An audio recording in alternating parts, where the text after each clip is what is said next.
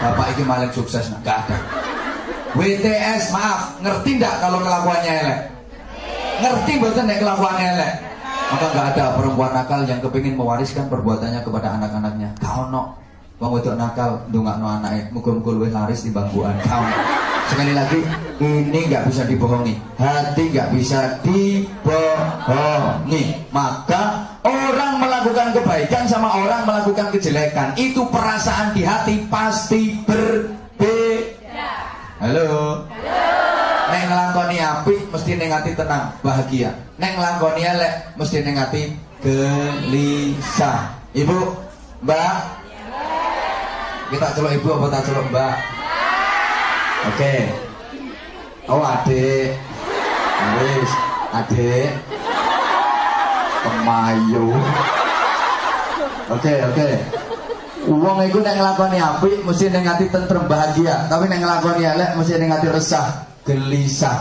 Pasti itu, pasti. Coba saya tanya, bawa uang sendiri sama bawa uang organisasi rasanya sama apa beda? Beda. Kalau bawa uang sendiri tenang, bawa uang organisasi entit-entitan mesti gelisah. Makan jatah sendiri sama makan jatahnya orang lain sama apa berbeda? Beda. Halo. Dibawa suami sendiri sama dibawa suami orang itu rasanya sama apa beda?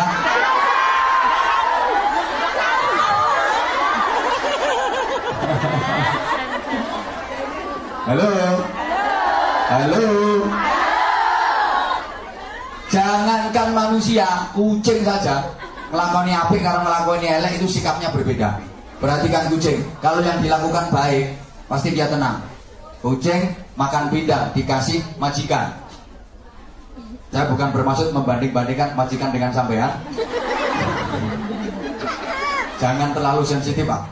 Ada kucing dikasih pindang sama majikannya, resmi itu milik dia, di tempat biasa dia makan, pasti tenang dia makan. Mesti anteng, mangan iso khusyuk, ngalang-ngali sholatnya sampean.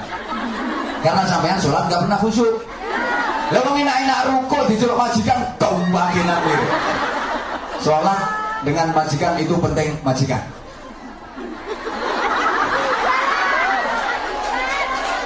Loh iya kok. Pokoknya aku kapan diundang ning Hongkong itu pasti saya sampaikan itu. Ora kok buka rahasia mau kenyataane yang ngono tenang. Kadang sholat yang delik-delik. Lha tak dongano muga-muga le majikan sing apik kabeh.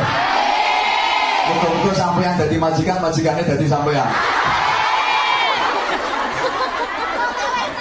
Halo. Coba kucing mangan resmi halal sasuwanallah tuwenang. Apa ana bledek tuwor. Jare kucing emangnya gue pikirin santai, gak ngereket. Tapi ana kucing nglakoni barang orang kena. Pindang ditutupi rapet tindian tep, lah kok diokeh, diongkat. Delon arep ngokeh mesti pendirangan. Petik pendelik pasti.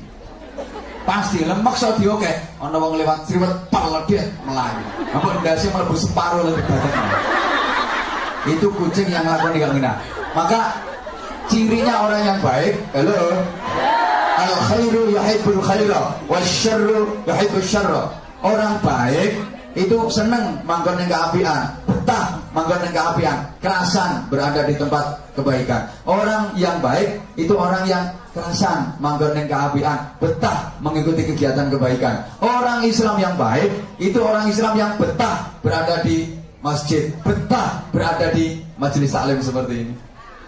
Orang Islam yang selamat itu orang Islam yang betah berada di majelis taklim. Termasuk TKW yang selamat. Itu TKW yang betah kerasan berada di majelis taklim, kerasan berada di pengajian. Padha karo iwak sing selamat, iku iwak sing betah kerasan manggon ning jero banyu. Ana iwak kok ora kerasan manggon ning jero banyu, iku tandane iwak njaluk digoreng. Ana TKW ora kerasan manggon ning pengajian, iku tandane TKW njaluk digoreng.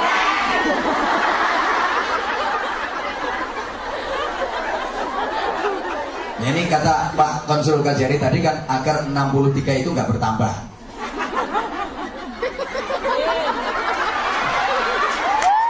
Kalau ada lagi digoreng saja. Tapi selama sampean seperti ini insya Allah aman.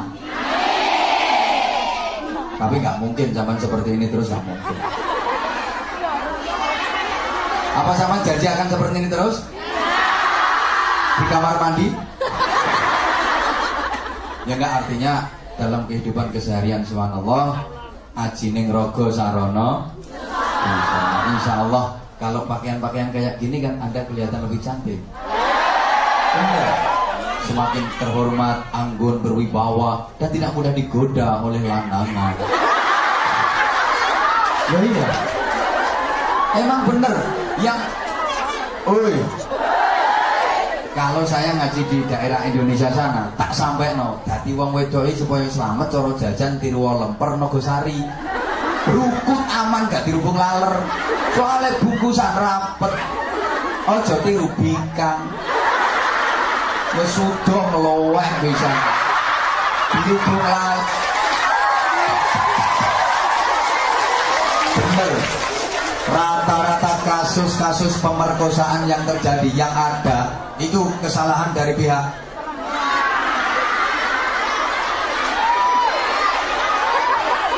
rata-rata kasus asusila yang ada itu rata-rata kesalahan dari pihak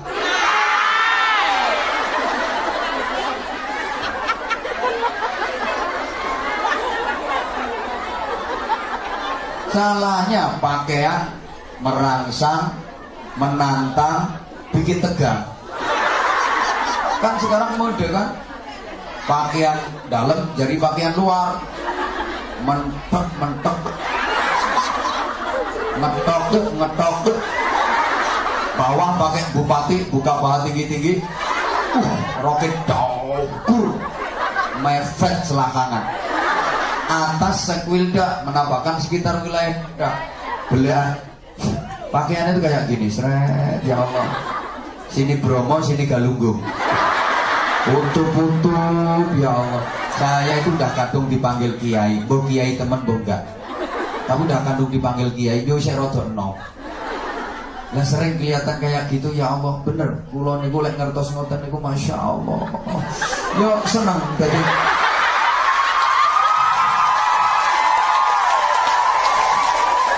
loh, seneng nuturi durung rampung di sorak kok tak kira-kira dengarkan dulu saya itu jujur kalau lihat yang kayak gitu seneng nuturi dan pasti saya berdoa agar kita model aku tuh ya Allah moga-moga dicoloti kiri nanti kerayah dikeok bisa mesti sang resik sih modelnya ben.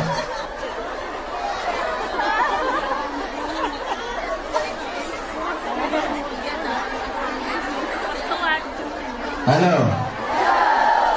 Hati fuadun. Ya, sekarang saya kirim pemahamannya. Tak kirim pemahamannya di sini, Mbak. Tak kirim pemahamannya dulu. Kolbu tadi di mana? Kolbu tadi di mana? Rupanya cerdas sih. Tak potongan tapi cerdas. Informasi yang masuk ke otak manusia itu sumbernya dari mana? Otak mana? Informasi yang masuk ke otak kita itu sumbernya dari mata dan telinga. Dari mata dan apa yang dilihat mata, apa yang didengar telinga masuk ke dalam otak. Ditimbang-timbang oleh otak, kemudian turun ke hati, tertanam di hati, muncul secara spontan jadi perilaku. Saya ulang. Apa yang dilihat mata, apa yang didengar telinga itu masuk ke otak, ditimbang-timbang oleh otak, turun ke hati, tertanam di hati, muncul spontan jadi perilaku, jadi akhlak. Maka perilaku, akhlak, moral, karakter itu tergantung apa yang masuk dan tertanam di hati. Kalau yang masuk dan tertanam di hati baik, maka muncul jadi perilaku baik. Tapi kalau yang masuk dan tertanam di hati jelek, muncul jadi perilaku gampangan. Ini guys, contoh seperti sering saya sampaikan, ketika kita bersin diucapkan apa? Alhamdulillah. Itu karena memang yang masuk dan tertanam di hati kita Allah Maka begitu spontan keluar, alhamdulillah. Yang diucapkan pasti baik. Tapi maaf, kadang kan ada orang yang bersin itu yang diucapkan bukan alhamdulillah, bukan menyebut nama Allah, tapi malah nama-nama makanan. Wakeh ngono. Bakso, soto, es teh, ada wajib. Itu maaf, berarti yang masuk dan tertanam di hatinya adalah departemen perbadokan. Ini spontan kok, spontan, bener spontan. Iya, kita lagi jalan, kaki terantuk batu, sikil kesandung batu, jebret, innalillah, masya Allah, ya Allah. Ini memang yang masuk dan tertanam di hati kita Allah, maka metune apik.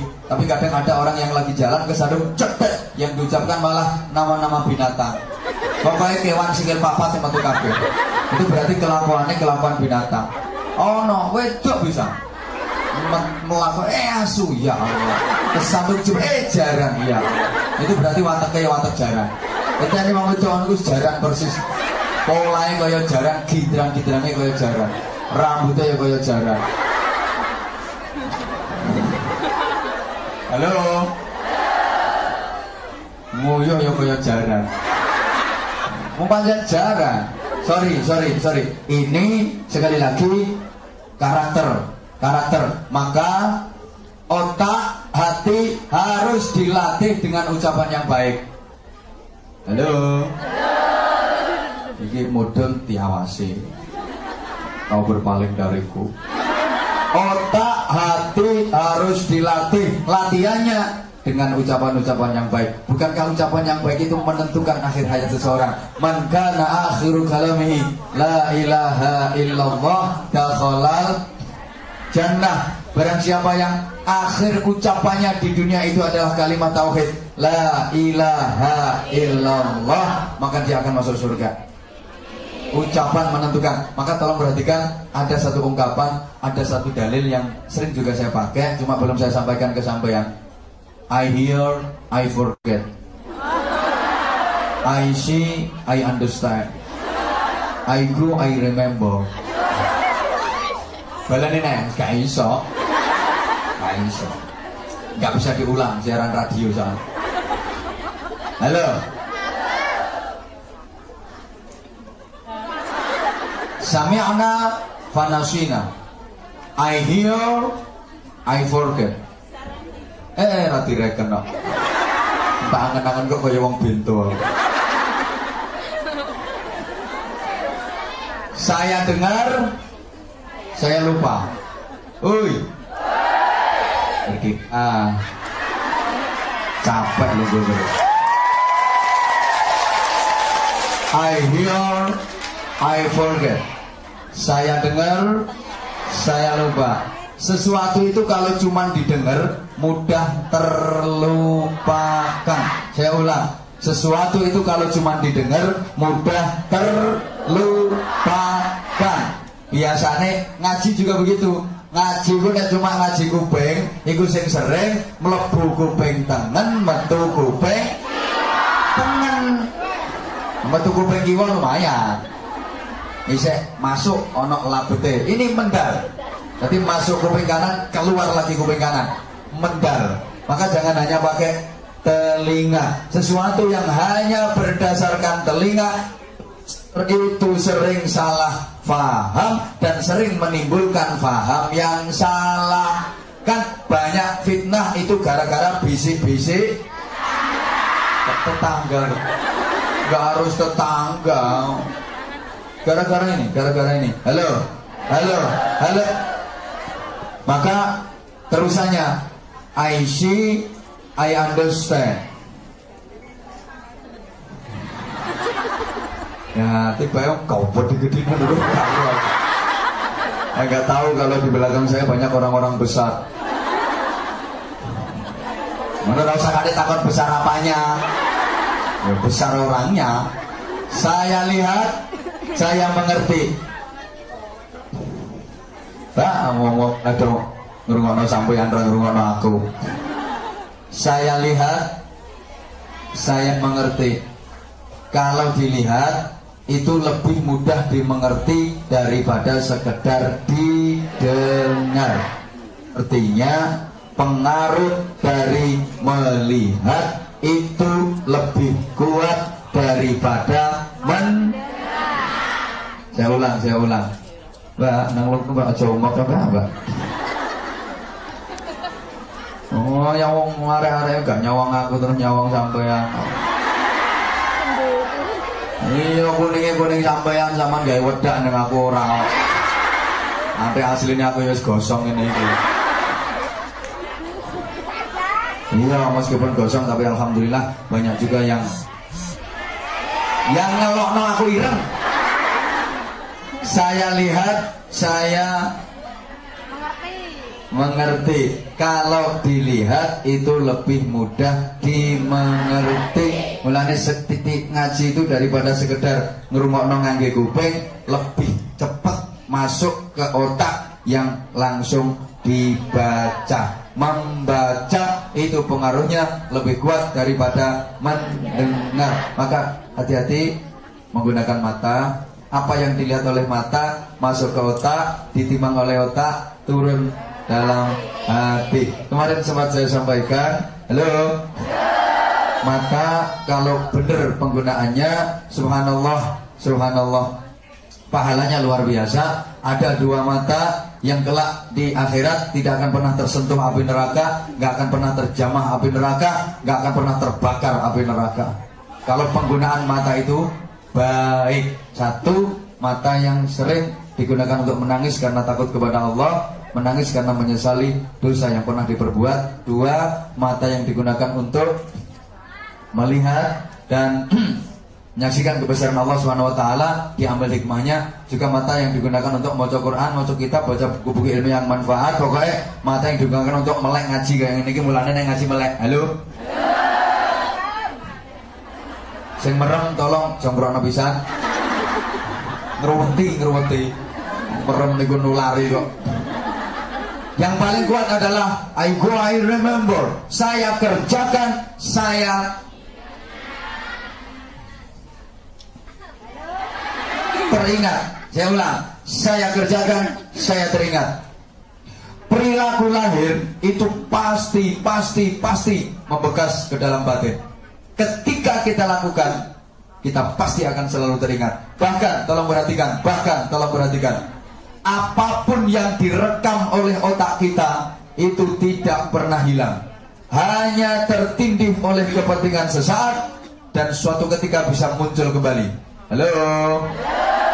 Apapun yang direkam oleh otak kita itu nggak pernah hilang, hanya tertindih oleh kepentingan sesaat dan suatu ketika bisa muncul kembali. Saya tanya, jawab yang jujur.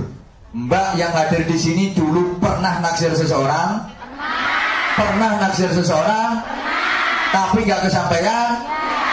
Kasihan. Saya juga pernah, jujur.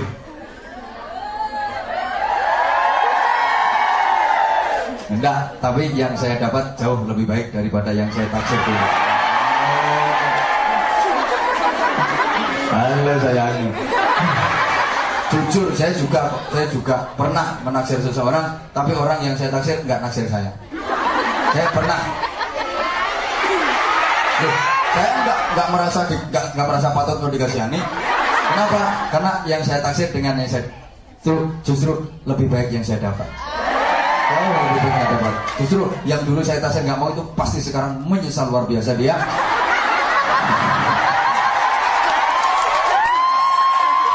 Loh, jujur, namanya orang dalam urusan itu saya pernah dikecewakan, mengecewakan apalagi.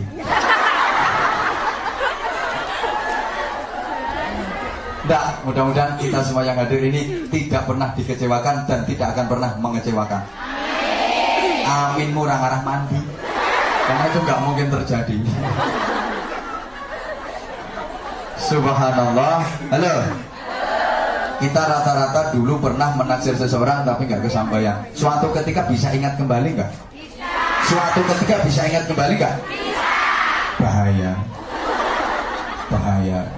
Ojo diterus-terus no. Saya tanya lagi, waktu kecil dulu, halo? Yang datang di sini waktu kecil dulu pernah nyuri nggak? Siapa yang nggak pernah nyuri sama sekali angkat tangan?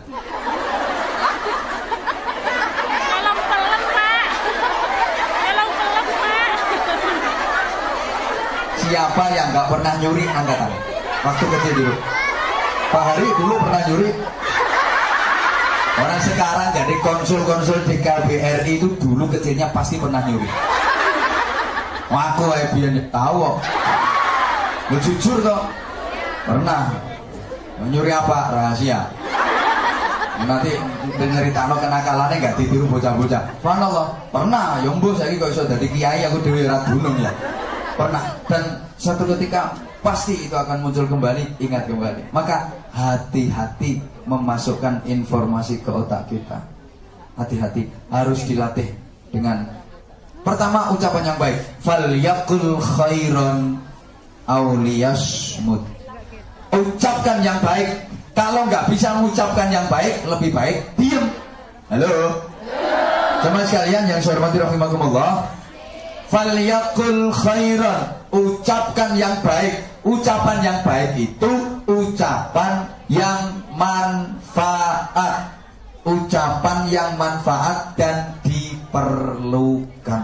Kalau nggak manfaat, nggak diperlukan, nggak usah ngucap, nggak usah ngomong. Ngone kakean malah salah. Coba yang punya anak. Misalnya ketika sama punya anak nakal, yang sama ucapkan apa? Bocah kurang ajar. Ngono to? Hei. Bocah kok nakal, bocah kok kurang ajar, anak nakal, anak kurang ajar. Dengan sampean ucapkan anak nakal, anak kurang ajar, kira-kira nakalnya, kurang ajarnya waras napa mboten? Malah dadi. Malah nemen padha karo sampean dongano. Anak kurang ajar. Pas ana malaikat amin. Anak kurang ajar temen iku dongane sampean. Apalagi ibu-ibu iku biasanya rada merawat ning anak. Ibu-ibu iki lho. Rada merawasno, sing wis ibu, sing mbak belum. Yang sudah ibu biasanya merawasno. Kenapa? Marah sama suami, mantul sama suami, gak berani. Akhirnya anak sing dimusuh. Itu rahasia perempuan seperti itu memang. Nang wong lanang mantul gak wani, anak sing dimusuh. Subhanallah. Kadang anak bocah kualat. Ya Allah, kena kualat teman mandi ucapannya sampean dhewe. Lah nek anak sampean kualat berarti sampean mbok-mbokane. Lah sampean meteng iku berarti gembel wong. Sampeyan manak nguweden kuwi yang ngetokno wong. Nah sampeyan gerangane wong kualat. Janganlah, jangan seperti itu. Coba ketika anak nakal sampeyan astagfirullah, subhanallah, ya Allah, kira-kira jadi marah enggak? Gak kira ana wong marah karo zikir. Ketok anak kok subhanallah. Yakin gak mungkin. Gak mungkin jadi marah. Wis sampeyan nggo sapu ya, nggo sapu, kate mbok seblek anakmu. Misale wis Yus pokoknya sing apik lah, apa subhanallah, apa Allahu akbar, nek Allahu akbar kok kaya ate nglawan setan kan sampeyan. Ya ojo terlalu Allahu akbar lah. Niku kaya tani arep mateni wong kafir ae. Lha nek nganten anyar nganten anyar gak apa-apa. Dalam kamar Allahu akbar. Biar mertua dengar wah lagi sholat kan. Allahu akbar. Dipikir sholat padahal ya sholat. Ya, padahal sholat gitu. Nenek musuh anak ya Jawa akbar. Ya Allah. Astagfirullah, subhanallah. Andaikan itu memukulnya bukan karena nafsu. Andaikan terpaksa kok nyebles tenang, itu nyeblesnya bukan karena nafsu dan tidak ditunggangi setan. Karena setan gak mungkin barengi wong sing zikir. Iya, andaikan terjadi. Tapi insya Allah ketika yang kita ucapkan astagfirullah, masya Allah, ya Allah, mungkin jadi marah. Gak mungkin jadi marah. Saya ngomong-ngomong, marah itu boleh apa enggak? Marah itu boleh apa enggak? Boleh. Oke, kalau boleh tolong tunjukkan saya perda mana yang memperbolehkan orang marah. Perda mana yang memperbolehkan orang marah? Halo? Kalau ayat Quran ayatnya mana? Kalau hadis hadisnya yang mana? Saya kepengen tahu. Tegas iya, kalau marah enggak. Yang ada itu wal kadhiminal ghaidha wal 'afina 'anil nas. Kan seperti itu. Orang yang bertakwa itu siapa sih? Orang yang mampu menahan amarahnya dan mudah memaafkan orang lain. Ya.